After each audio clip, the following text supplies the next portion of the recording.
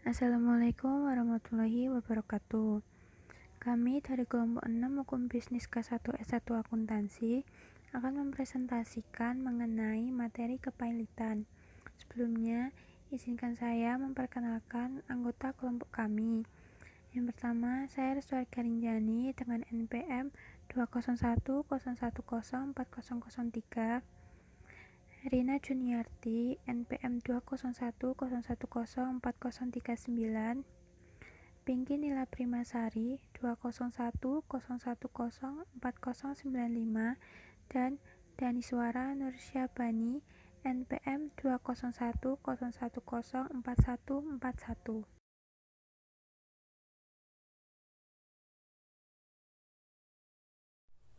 Materi bahasan. Yang pertama kita akan membahas yaitu dasar hukum, yang kedua konsepsi, yang ketiga proses, dan yang keempat contoh kasus. Dasar hukum. UU No 37 tahun 2004 pasal 1 butir 1 berbunyi bahwa kepailitan adalah sita umum atas semua kekayaan debitur pailit yang pengurusan dan pemberesannya dilakukan oleh kurator di bawah pengawasan hakim. Yang kedua, UU No 37 tahun 2004 pasal 1 butir 5 berbunyi bahwa kurator adalah balai harta peninggalan atau orang perseorangan yang diangkat oleh pengadilan untuk mengurus dan membereskan harta debitor pailit di bawah pengawasan hakim pengawas sesuai dengan undang-undang ini. Konsepsi kepailitan. Siapa saja sih pihak-pihak yang terkait dalam kepailitan? Menurut Undang-Undang Kepailitan dan PKPU Bab 1 Pasal 1 Butir 2, pihak-pihak yang terkait dalam kepailitan adalah kreditur dan debitur. Kreditur adalah orang yang mempunyai piutang karena perjanjian atau undang-undang yang dapat ditagih di muka pengadilan. Sedangkan debitur adalah orang yang mempunyai utang karena perjanjian atau undang-undang yang pelunasannya dapat ditagih di muka pengadilan. Lalu, apa sih yang dimaksud dengan utang? Menurut Undang-Undang Kepailitan dan PKPU Bab 1 Pasal 1 Butir 6, yang dimaksud dengan utang adalah kewajiban yang dinyatakan atau dapat dinyatakan dalam jumlah uang, baik dalam mata uang Indonesia maupun mata uang asing, baik secara langsung maupun yang akan timbul di kemudian hari atau kontingent, yang timbul karena perjanjian atau undang-undang dan yang wajib dipenuhi oleh debitur. Dan bila tidak dipenuhi, memberi hak kepada kreditor untuk mendapat pemenuhannya dari harta kekayaan debitor. Konsepsi kepailitan. Tujuan hukum kepailitan menurut Levinthal yaitu 1. Menjamin pembagian yang sama terhadap harta kekayaan debitor di antara para kreditornya. 2. Mencegah agar debitor tidak melakukan perbuatan-perbuatan yang dapat merugikan kepentingan para kreditor. 3. Memberikan perlindungan kepada debitor yang beritikat dari para kreditornya dengan cara memperoleh pembebasan utang.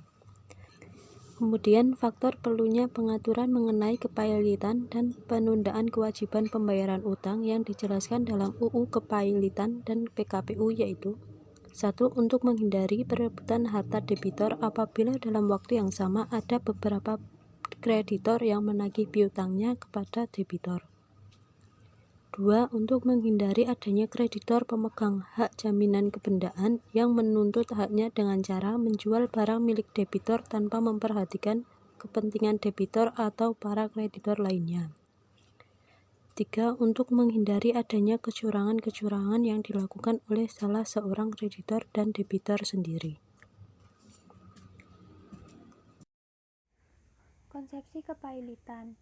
Menurut Undang-Undang Kepailitan dan PKPU, apa aja sih asas-asas kepailitan? Yang pertama ada asas keseimbangan.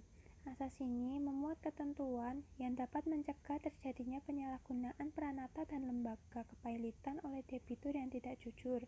Juga memuat ketentuan yang dapat mencegah terjadinya penyalahgunaan peranata dan lembaga kepailitan oleh kreditur yang tidak beriktikat baik. Yang kedua adalah asas kelangsungan usaha. Asas ini memuat ketentuan yang memungkinkan perusahaan debitur yang prospektif tetap dilangsungkan. Yang ketiga adalah asas keadilan.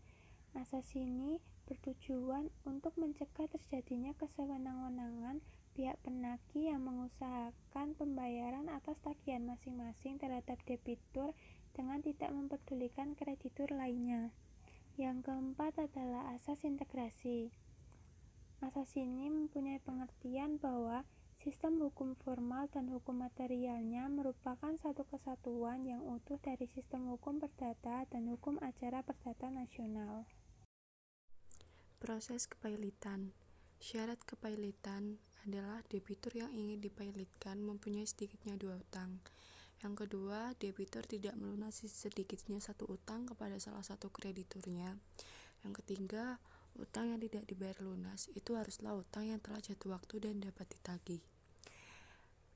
Kedua, pihak yang berhak mengajukan permohonan pailit antara lain yaitu kreditur atau beberapa kreditur.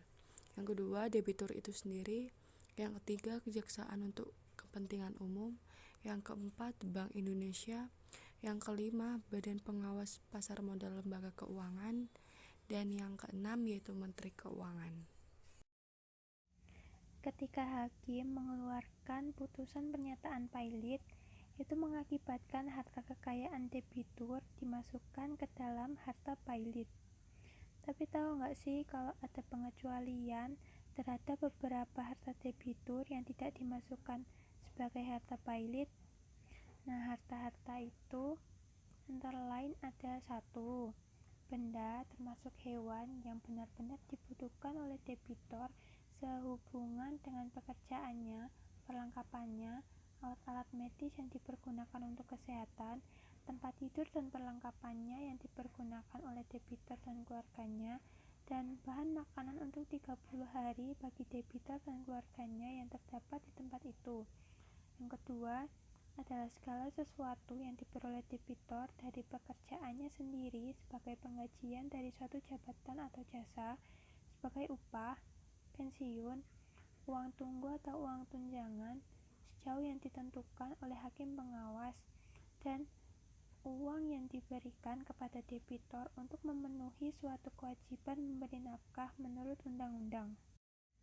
Dalam hukum kepailitan juga berlaku asas yang berlaku umum dalam hukum perdata, yaitu actio pauliana, yaitu hak yang diberikan oleh undang-undang kepada seorang kreditor yang mengajukan permohonan pembatalan terhadap semua perbuatan yang tidak diwajibkan untuk dilakukan oleh debitor terhadap harta kekayaannya yang diketahui oleh debitor perbuatan tersebut merugikan kreditor. Proses kepailitan. Yang pertama adalah jenis-jenis kreditur.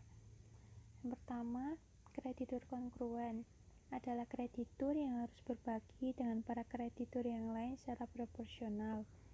Yang kedua adalah kreditur preferen, adalah kreditur yang didahulukan dari kreditur-kreditur lainnya yang memperoleh pelunasan tagihannya dari hasil penjualan harta pailit asalkan benda tersebut telah dibebani dengan hak jaminan tertentu bagi kepentingan kreditur tersebut.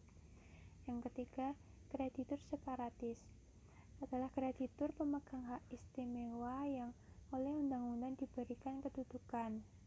Dalam hal ini lebih didahulukan daripada para kreditur kongruen maupun kreditur preferen.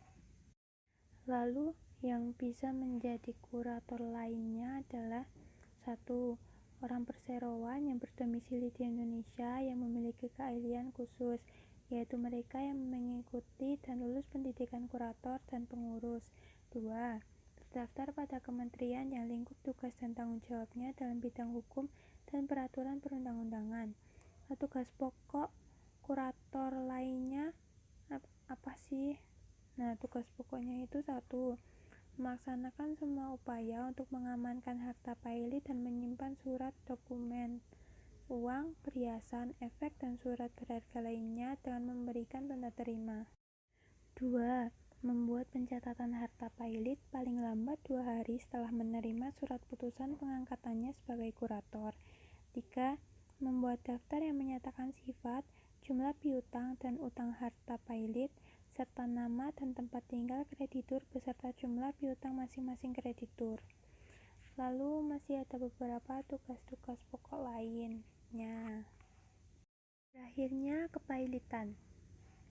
Kepailitan berakhir setelah kreditur yang telah dicocokkan piutangnya dibayarkan dalam jumlah penuh piutang mereka atau segera setelah daftar pembagian penutup menjadi mengikat. Selanjutnya, kurator berkewajiban untuk 1. Membuat pengumuman mengenai berakhirnya kepailitan dalam Berita Negara Republik Indonesia dan Surat Kabar. Yang kedua, memberikan pertanggungjawaban mengenai pengurusan dan pemberesan yang telah dilakukannya kepada hakim pengawas paling lama 30 hari setelah berakhirnya kepailitan. Yang ketiga, menyerahkan semua buku dan dokumen mengenai harta pailit yang ada pada kurator kepada debitur dengan tanda bukti penerimaan yang sah. Baik, di sini saya akan menjelaskan contoh kasus yang pertama, yaitu Sentul City. Perusahaan pengembangan properti Sentul City digugat pailit oleh krediturnya, yakni Ang Andi Bintoro, Meliana Bintoro, Jimmy Bintoro, Denny Bintoro, dan Linda Karnadi. Gugatan pailit dari keluarga Bintoro tersebut dilayangkan ke Pengadilan Niaga PN Jakarta Pusat pada 7 Agustus 2020, lalu dengan nomor perkara 35 PDT SUS pailit 2020 PN Niaga Jakarta Pusat. Dalam petitum gugatan salah satunya meminta majelis hakim menerima dan mengabulkan permohonan pailit untuk seluruhnya serta meminta Sentul City dinyatakan dalam keadaan pailit dengan segala akibat hukumnya. Dalam konferensi pers pada Kamis 13/8/2020 lalu, pengacara yang mewakili keluarga Bintoro, Erwin Kalo, mengungkapkan penyebab gugatan pada Sentul City dikarenakan perusahaan tidak melaksanakan kewajiban terkait jual beli tanah kafling. Keluarga Bintoro melakukan perjanjian pengikatan jual beli tanah kafling pada tanggal 3 Juli 2013, di mana serah terima kafling dijadwalkan pada Oktober 2013. Pada saat yang sama pula, keluarga Bintoro telah melunasi pembayaran uang muka, booking fee, dan angsuran ketiga. Setelah itu melunasi seluruh angsuran yang total 29.309 miliar pada 3 Maret 2015. Tetapi setelah pelunasan dilakukan, Sentul City belum melakukan serah terima setelah proses panjang yang dilalui. Konsumen pun memutuskan mengajukan permohonan pailit pada perusahaan. Kendati demikian, konflik ini pada akhirnya berujung damai dengan ditariknya pengajuan pailit oleh keluarga Bintoro pada 18 Agustus 2020 dari Pengadilan Niaga PN Jakarta Pusat. Baik, di sini saya akan menjelaskan contoh kasus yang kedua, yaitu Global Medicam. Global Medicam digugat oleh KT Corporation, perusahaan telekomunikasi asal Korea Selatan. Terkait kasus kepailitan, sengketa tersebut dilayangkan pada 28 Juli 2020 dengan nomor perkara 33 PDT SUS pailit 2020 PN Niaga Jakarta Pusat. Global Medicam merupakan salah satu perusahaan bagian MNC Group, jaringan bisnis dimiliki pengusaha nasional sekaligus politikus Partai Perindo, Heri Tanoesoedijo. Dalam petitum, KT Corporation meminta kepada majelis hakim untuk menerima dan mengabulkan permohonan pailit seluruhnya, serta meminta Global Medicam dinyatakan pailit dengan segala akibat hukumannya. Kendati demikian, permohonan pailit tersebut ditolak oleh Pengadilan Niaga PN Jakarta Pusat.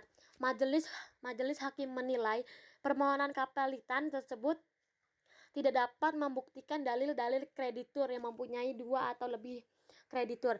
Selain itu, tidak dibayar sedikit pun satu utang telah jatuh waktu dan tepat dibagi, sehingga tidak dapat dipenuhi ketentuan asal 2 ayat 1 Undang-Undang Nomor 37 Tahun 2004.